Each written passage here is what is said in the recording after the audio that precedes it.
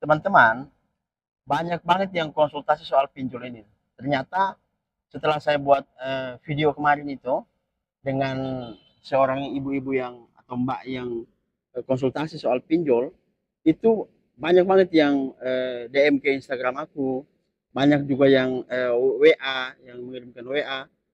Ternyata banyak banget orang yang memang saat ini lagi terjerat dengan hutang pinjol.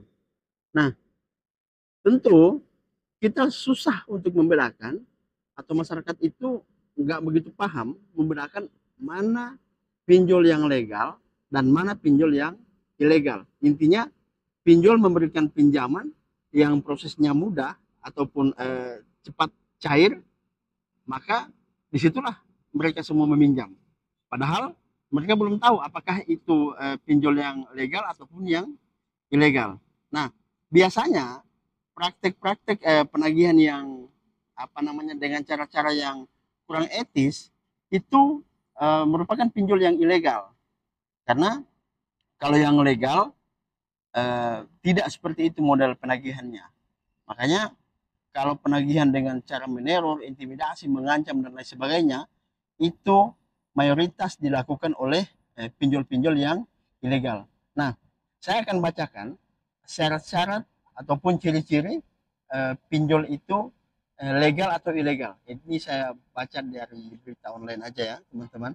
Biar kita sama-sama tahu bahwa memang ada perbedaan antara ciri-ciri antara pinjaman online ilegal dan juga yang legal. Saya bacakan dulu ya untuk yang legal. Nah, untuk yang legal, yang pertama itu terdaftar atau berizin dari OJK. Nah, yang kedua, pinjol legal tidak pernah menawarkan melalui saluran komunikasi pribadi. Misalnya, mengirimkan pesan WhatsApp untuk menawarkan pinjaman. Intinya yang sifatnya pribadi lah. Itu nggak pernah. Kemudian yang ketiga, pemberian pinjaman akan diseleksi terlebih dahulu. Jadi tidak proses pencariannya nggak mudah. Dia melalui proses selektif. Kemudian yang keempat, bunga atau biaya pinjamannya transparan. Jadi misalnya 0,3% atau 0,2% atau bahkan 0,4 itu tertuang di dalam aplikasi. Jadi peminjam tidak bingung, wah ini berapa bunganya. Kadang kan kalau yang ilegal itu tiba-tiba bunganya banyak banget. Nah, peminjam bahkan kaget, kok bisa sebanyak ini? Karena memang sebelumnya nggak tertulis, mau komplain nggak bisa karena udah cair. Kemudian yang kelima, peminjam yang tidak dapat membayar setelah batas waktu 90 hari akan masuk ke dalam daftar hitam atau blacklist Vintage Data Center sehingga peminjam tidak dapat meminjam dana ke platform vintage yang lain. Nah, jadi kalau yang legal, kalau teman-teman udah nunggak atau gagal bayar selama 90 hari atau 3 bulan, itu teman-teman udah nggak bisa lagi menggunakan platform pinjol yang lain karena memang udah di blacklist. Nah, sehingga tidak akan ada gali lubang tutup lubang. Untuk yang legal ya. Kemudian yang keenam, mempunyai layanan pengaduan. Nah, ini penting layanan pengaduan ini. Karena ketika kita mengalami masalah, tentu kita harus eh, mengadu. Nah, kalau kita nggak disediakan layanan pengaduan, kesulitan juga nanti masyarakat. Ini terkait misalnya pembayaran, misalnya aplikasi udah dihapus, kemudian passwordnya lupa, udah nggak bisa login, cara bayarnya gimana. Nah, ini kan setengah mati kalau misalnya nggak ada layanan pengaduan. Kemudian mengantongi identitas pengurus dan alamat kantor yang jelas. Nah, jadi alamatnya harus jelas. Kalau memang nggak jelas, berarti dipastikan itu ilegal. Kemudian yang kedelapan, hanya mengizinkan akses kamera, mikrofon, dan lokasi pada gawai peminjam. Jadi tidak bisa mengakses foto ataupun galeri. Jadi hanya kamera doang. Karena memang kamera tujuannya awal itu untuk scan wajah. Nah, kalau ada yang bisa meminta untuk mengakses seluruh isi HP kita, nah itu dipastikan ilegal, teman-teman.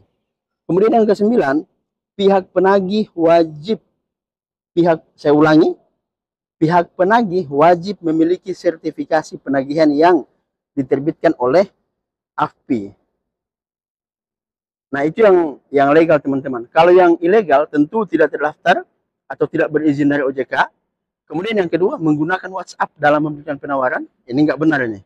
Kemudian yang ketiga, memberikan pinjaman sangat mudah. Jadi mudah sekali untuk meminjam di situ. Kemudian bunga atau biaya pinjaman serta denda itu nggak jelas. Pokoknya yang dipermudah itu adalah urusan pencairan. Tapi kalau kita mau akses soal bunga, pinjaman ataupun denda, itu nggak ada informasi terkait itu. Yang kelima, ancaman teror, intimidasi, pelecehan bagi peminjam yang tidak bisa bayar. Nah, jelaskan bahwa yang melakukan penagihan dengan cara meneror, ancaman, intimidasi, pelecehan itu adalah pinjol yang ilegal. Kemudian, tidak mempunyai layanan pengaduan. Yang ketujuh, tidak mengantongi identitas pengurus dan alamat kantor. Yang kedelapan, meminta akses ke seluruh data pribadi yang ada di dalam gawai peminjam. Nah, ini yang saya sampaikan tadi, nggak bisa meminta akses ke seluruh data. Yang kesembilan, pihak yang menagih tidak mengantongi sertifikasi penagihan yang dikeluarkan oleh AFPI atau Asosiasi Vintage Pendanaan Bersama Indonesia. Nah, itu teman-teman. Pinjol memang sangat meresahkan, tapi kita harus paham juga mana yang legal, mana yang ilegal. Oke, jangan sampai terjebak dengan pinjol ilegal. Jangan sampai teman-teman gali lubang tutup lubang, karena itu hanya akan membuat teman-teman menjadi kesulitan. Pasti kalau nggak mampu bayar, pinjam di platform yang lain, dan selalu seperti itu hingga akhirnya hutang teman-teman menjadi sangat banyak.